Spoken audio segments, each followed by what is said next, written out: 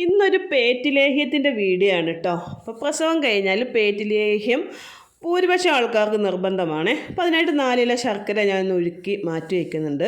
ഇതിലേക്ക് ആവശ്യമായ 1.5 കിലോ ചുമന്നുള്ളി, 1/2 കിലോ വെളുത്തുള്ളി, 1 കിലോ ഈത്തപ്പഴം, 1/2 കിലോ ഉലുവ. ഇത് വേവിച്ച് തണുക്കാൻ വെച്ചതിന് ശേഷം ഒരു പാത്രത്തിലേക്ക് ജ്യൂസ് അടിച്ചൊഴിച്ച് കൊടുക്കാം.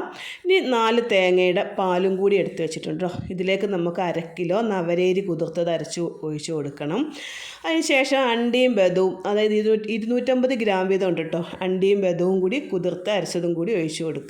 ഇനി നമുക്കിതിലേക്ക് 2 തെങ്ങും പൂക്കുലയും കൂടി അരച്ച് ചേർക്കാനുണ്ട് കേട്ടോ. തെങ്ങും പൂക്കുലയുടെ അരച്ച് നമ്മൾ ആദ്യം ഉലുവയൊക്കെ വേവിച്ച് ജ്യൂസ് അടിച്ച് വെച്ചില്ലേ, അതിലേക്ക് ഒഴിച്ച് കൊടുക്കുക.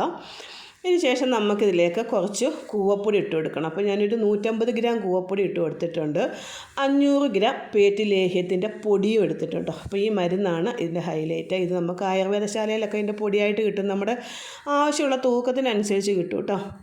അതും കൂടി ഇട്ട് ഉപ്പും ഇട്ട് മഞ്ഞൾപ്പൊടിയും ചേർത്ത് നല്ലതുപോലെ വെള്ളം ഒഴിച്ച് ഒന്ന് മിക്സ് ചെയ്തതിന് ശേഷം നമ്മൾ ആദ്യം അരച്ച് വെച്ച അണ്ടിയും ബദവും ഈത്തപ്പഴമൊക്കെ ഇല്ലേ, തേങ്ങാപ്പാലിൽ, അതും കൂടി ഒഴിച്ച് കൊടുക്കുക.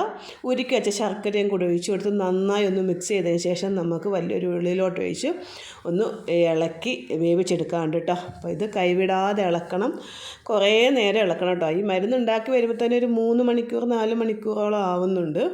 അപ്പോൾ നന്നായി ഒന്ന് ഇളക്കി പറ്റി വരുന്ന സമയത്ത് നമുക്കിതിലേക്ക് വെളിച്ചെണ്ണ ഒഴിച്ച് കൊടുക്കണം. ഇത് ഇളക്കി നമ്മുടെ വെള്ളം ഫുള്ളും വറ്റിയതിന് ശേഷം വേണം നമ്മൾ വെളിച്ചെണ്ണ ഒഴിച്ച് കൊടുക്കാൻ. ഞാനൊരു 500 ഗ്രാം വെളിച്ചെണ്ണ ഒഴിച്ച് കൊടുക്കുന്നുണ്ട് കേട്ടോ.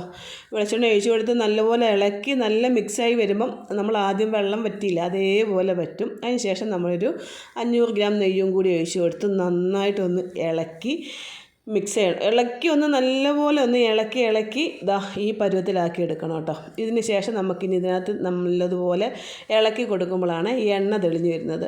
ഈ എണ്ണ തെളിഞ്ഞ് വന്നാൽ ഈ മരുന്ന് വെന്തു എന്നാണ് അർത്ഥം കേട്ടോ.